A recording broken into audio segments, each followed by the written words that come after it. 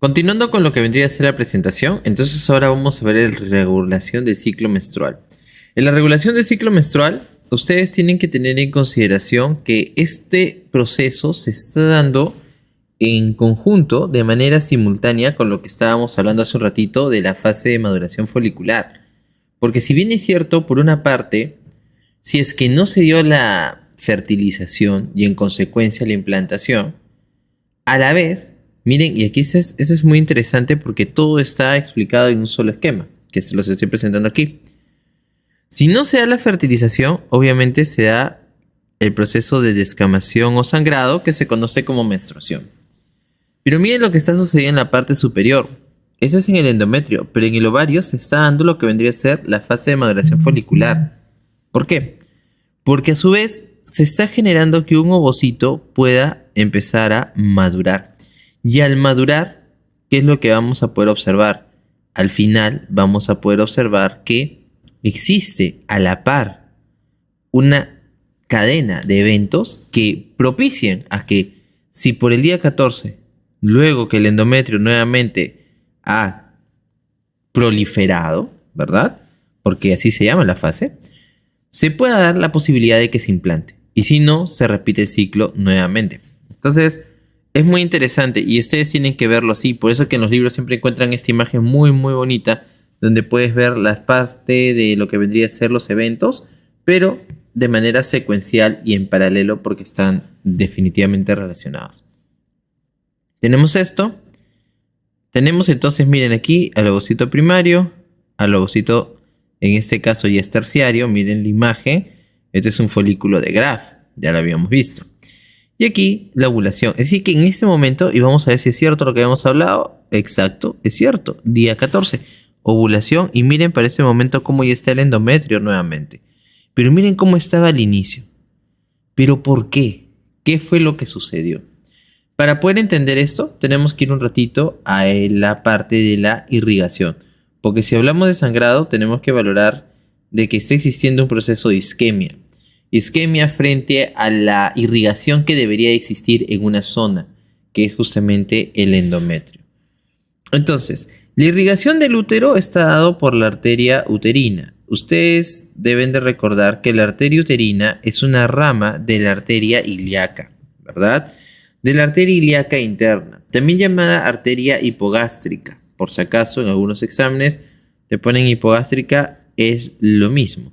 La arteria ilíaca, ustedes deben de recordar que cuando termina la arteria aorta abdominal, sale la ilíaca primitiva, y la ilíaca primitiva, derecha e izquierda, tiene una ilíaca interna y una ilíaca externa. La ilíaca interna tiene ramos, y de estos ramos, 3 se van a miembro inferior, ¿ok? Que son las dos glúteas y la arteria obturatriz, y el resto se va a la cavidad pélvica, tanto en masculino y femenino. En este caso, en la parte femenina, contribuye con lo que vendría a ser irrigación del útero. En el caso de la arteria ilíaca externa, pasa y desciende, y por debajo del ligamento inguinal cambia de nombre y se va a llamar arteria femoral. ¿Ok? Para que recuerden un poquito de anatomía, que estoy seguro que lo van a ver también si están llevando anato con el doctor Fernandini. Ahora, cada vez que la arteria empieza a penetrar y justamente irrigar lo que vendría a ser la estructura, la arteria uterina va a dar ramas cada vez más pequeñas. Entonces, en este caso de la arteria uterina, vamos a poder observar que van a dar los ramitos, estos ramitos que pueden encontrar aquí. Una primera que es la arteria radial, que es recta, si pueden darse cuenta de un inicio, y que luego va a dar estos ramos que son tipo espirales, como pueden ver, por lo cual se llama arteria espiraladas o también llamadas arterias helicoidales. Las arterias espiraladas o helicoidales son las que tienen esta forma justamente y son más friables, son un poquito más, podríamos decirlo así, fáciles de, si ustedes se dan cuenta por el diámetro, de verse comprometidas. ¿De verse comprometidas ante qué? Ante un vasoespasmo. Entonces, esto viene a explicar la irrigación de esta cavidad uterina. Y es que a su vez, haciendo un zoom, podemos reconocer que el endometrio está constituido por, primero, un epitelio columnar simple. Es pregunta histología. Y dentro de lo que vendría a ser sus estratos o capas o zonas, tenemos dos estratos. Tenemos un estrato basal y tenemos un estrato folicular. El estrato basal, como su mismo nombre lo dice, está en la base. Está en la parte de la base. Y este no responde a progesterona. ¿Ok? Y también es importante que ustedes lo tengan en consideración porque cuando preguntan dicen ¿qué es lo que se llega a descamar de lo que vendría a ser? ¿Qué es lo que se llega qué área llega a generar isquemia y empieza a generar lo que vendría a ser el sangrado? Y no es tanto el estrato basal, porque el basal es la base. Más bien la base, como toda base, sirve para que luego se forme nuevamente el otro estrato, que es el que se compromete. Eso también quiero que lo tengan en consideración. Entonces, no responde a progesterona y no se descama.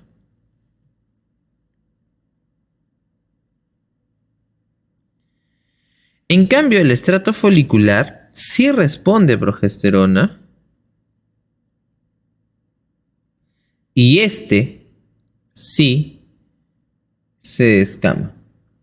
Tienen que entender eso ahí. El estrato folicular sí se descama, sí se desprende. Y ahora tiene más sentido, porque del basal se formará nuevamente el folicular. Entonces recuerden eso, ¿ok? Entonces, importante porque necesitamos reconocer esto. Ahora, dados estos dos estratos y viendo la imagen de aquí y reconociendo la irrigación que existe, la arteria recta irriga al estrato basal y las arterias helicoidales o espiraladas irrigan lo que vendría a ser el estrato folicular. ¿Qué quiere decir esto? Que cuando se da el desprendimiento es porque ha existido isquemia o vasoconstricción ¿de qué arterias? De las helicoidales o espiraladas, no de las rectas. De las rectas no. Porque las rectas, como su mismo nombre lo dice,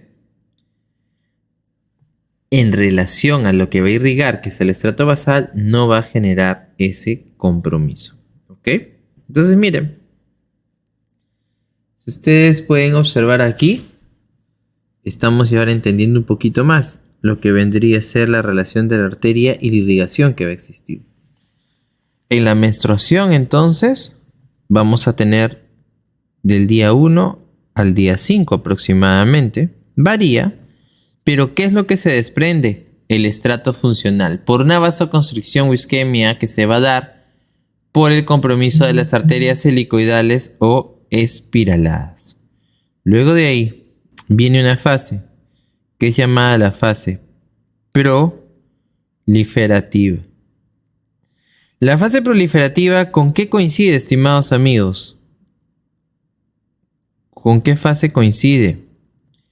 Básicamente coincide con toda esta fase. ¿Cómo se llama toda esta fase? Fase folicular, ¿no?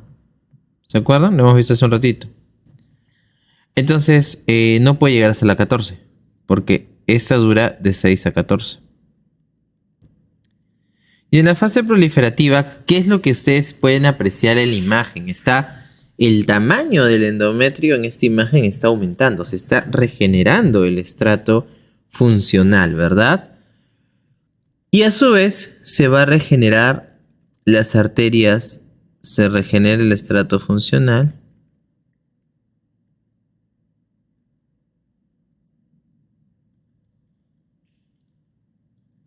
Y se va a regenerar las arterias helicoidales o espiraladas.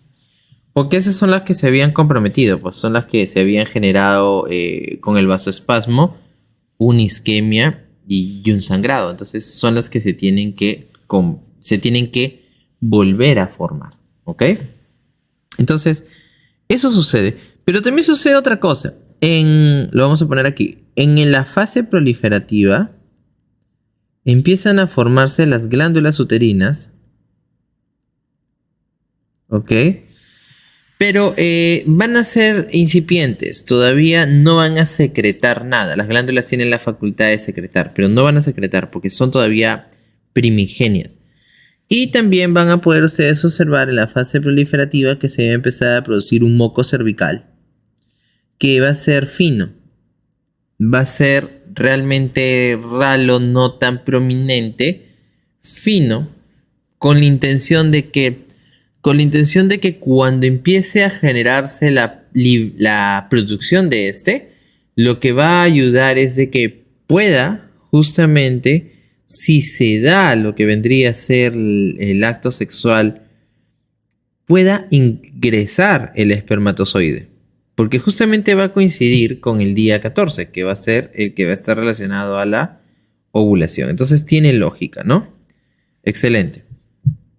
Luego de ahí está la fase secretora, que sería esta. En la fase secretora, ¿qué es lo que podemos observar? Miren aquí. Empieza a proliferar aún más el estrato funcional. Se ve mucho más marcado, ¿verdad? Y también vemos de que es más grueso. Recordemos de que incrementa aún más la angiogénesis. Vamos a ponerlo aquí.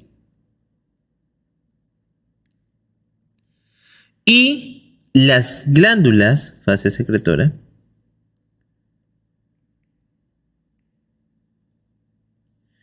y las glándulas uterinas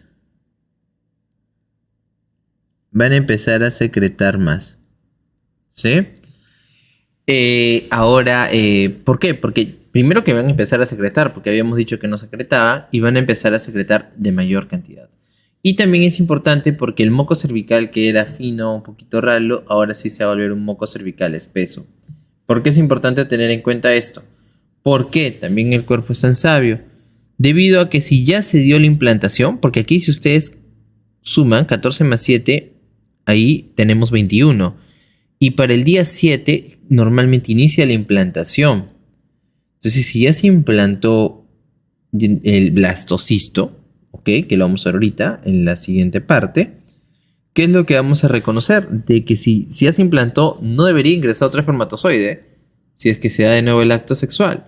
Entonces el moco cervical va a impedir de que ingrese un nuevo espermatozoide si es que se va a dar. En otras palabras, el moco cervical espeso que se produce en la fase secretora produce de que exista un área protegida a la implantación. Y vamos aprovechando que la implantación no es el huevo cigoto, por si acaso. Se forma el huevo cigoto, pero este va a sufrir divisiones mitóticas hasta formar el blastocisto, quien es el que recién se va a implantar en el día 7. En el día 7, pero en el endometrio. Por eso tiene esta relación y esta importancia a ser mencionado. No se vayan a olvidar. Entonces, importante. Esto explicado también por una relación hormonal de estrógenos y progestágenos y no dejar atrás la relación de los picos que habíamos hablado. GnRH hipotalámico, LH-FSH adenohipoficiarias. Importante la relación de los estrógenos, ya habíamos conversado, pero mire la relación de los progestágenos. La progesterona, ¿cómo aumenta más? Por la relación del cuerpo lúteo, ¿verdad? Si no fertilizo, se forma el cuerpo albicans. Pero si se fertiliza, este va en una primera instancia valorar justamente toda la parte hormonal de desarrollo del nuevo ser. Por eso miren aquí, los picos. Coincide con lo que hemos estado hablando. LH y FSH siempre un inicio. ¿Por qué? Vamos a cambiarlo de color, ¿ya? Vamos a ponerle aquí, miren aquí lo que habíamos hablado previamente. Contribuyen a los estrógenos, ¿verdad? Miren la FSH aquí también. Ahí está. Miren luego la progesterona. Progesterona no hay acá. Pero miren acá sí, por la relación del cuerpo lúteo y miren cómo aumenta. Ya si no hay fertilización, el cuerpo albicans vuelve a descender. Ahí está. Entonces toda esta imagen explica lo que hemos estado conversando previamente, pero ahora sí consolidado en una sola imagen. En una sola imagen que te ayude a ti a entender de que estos no son eventos aislados, sino son momentos o etapas que se dan dentro de lo que vendría a ser todo un ciclo, que es el ciclo regular en este caso, o el ciclo femenino en general, que involucra el ciclo endometrial o menstrual, el ciclo ovárico y la relación de la ovulación per se. Todo regido siempre por lo que sería una parte de hormonas, porque sin las hormonas la verdad es que no se daría ninguno de los procesos que reconocemos. Por eso que hace un ratito, también cuando vimos aplicaciones clínicas, entendimos de que la ovulación se ve explicado justamente por una relación de parte hormonal. ¿Ok? Entonces, tengámoslo en consideración y con esta parte, en esta primera sesión estaríamos terminando para luego poder continuar con lo que vendría a ser ya desde el momento de la fertilización y hasta que se implanten y se diferencie con la gastrulación y a partir del mismo luego desarrollar cada uno de los segmentos de los aspectos más representativos. Será hasta la próxima, cuídense mucho, gracias.